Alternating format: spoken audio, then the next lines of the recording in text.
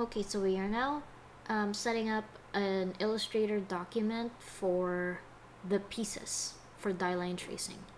Okay, so for the settings, you'll need a number of artboards. For us, two is enough for now. Set it to 2 columns with a spacing of 1 inch. It's fine.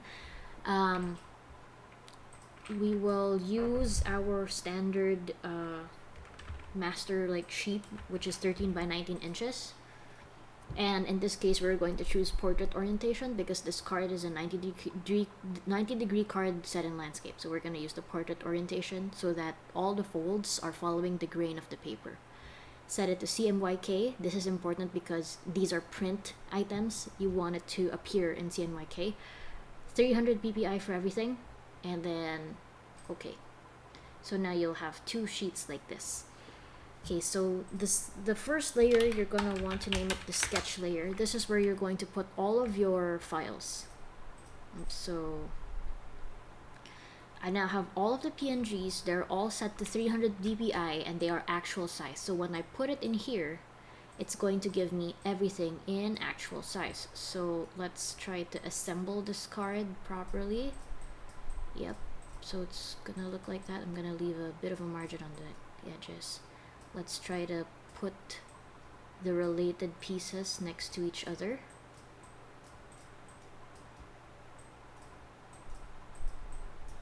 Spread that apart.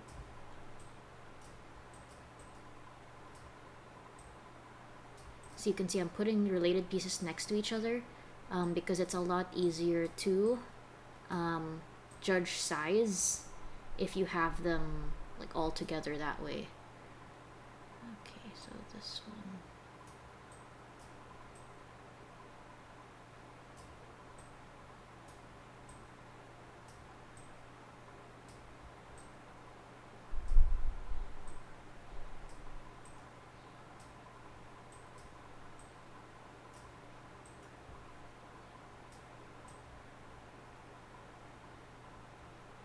Okay, so we've made it fit into one page. So the left side is the front of the image. This is the front of the sheet.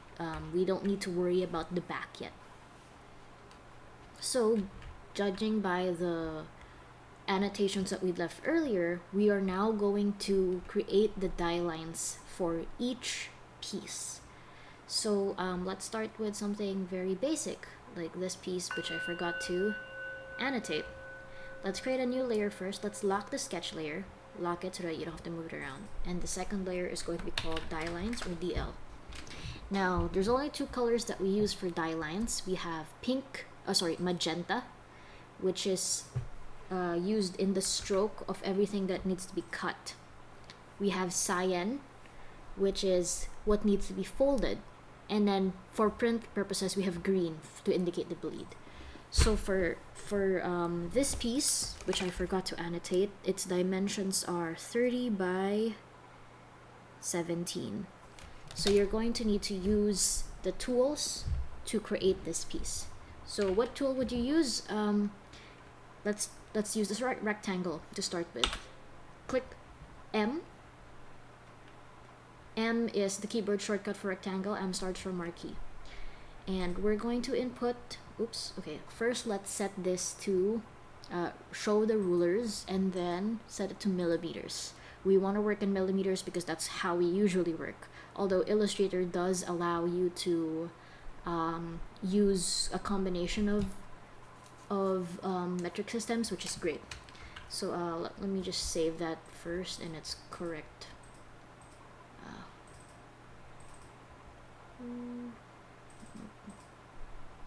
This is okay. I'm gonna put it in layout also. I'm gonna call this video West Dielines or DL, and then the date today, just so we have versioning.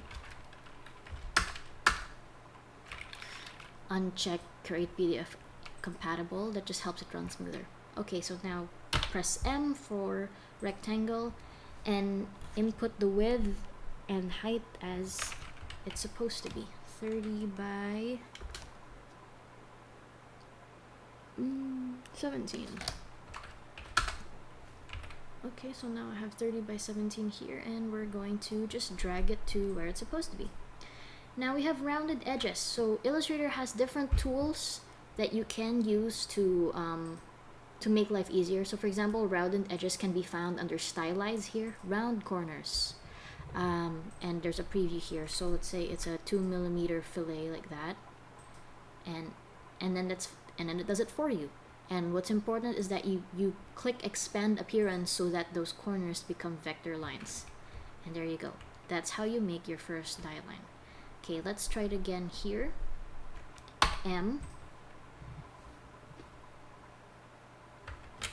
Sorry, what was it? 23 by 13.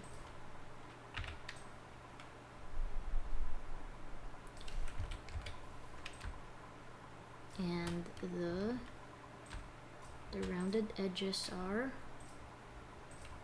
2mm. Expand appearance, and there you go. So what do you do for the more complicated pieces? For example, this. We're going to use more rectangles and the Pathfinder tool. If you can't find it, you should be able to window and then Pathfinder. So this is the Pathfinder tool.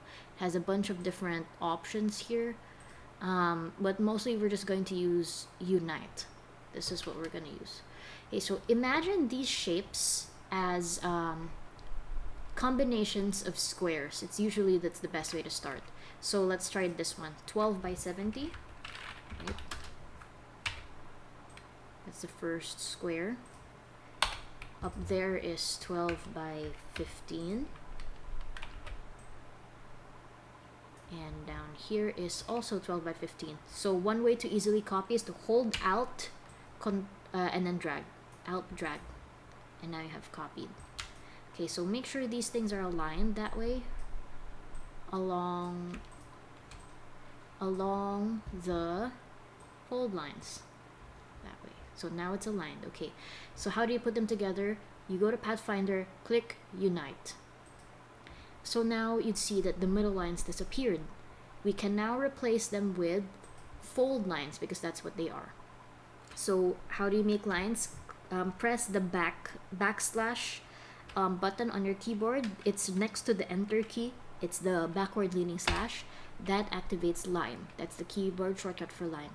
Select cyan and find the anchor point. If you can see that it says anchor, that is where your fold line is. Now hold down shift to make it a straight line and just draw it onto the other side. And now you have complete die line for one piece. And since we have two pieces that are exactly the same, I'm gonna just copy that over. It's the same piece.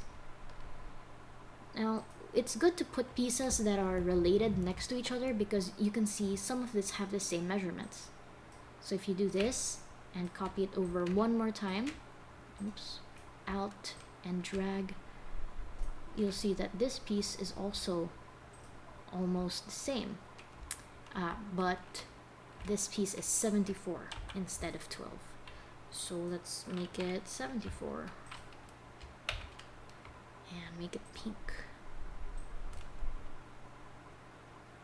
So it's good to have snapping on. If you don't have snapping on, you can find it here. Smart Guides, Control U to activate it.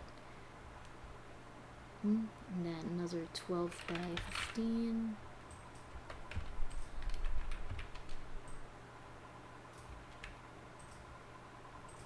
So now we're just connecting everything and copying down. Actually, no, it's easier to draw. Easier to draw these parts. Anchor here. Okay, so now I have a piece here that has a chamfer on the edges because that's a tab. Okay, so we want to move the points inward. We're going to use the point selection tool or the direct selection tool A.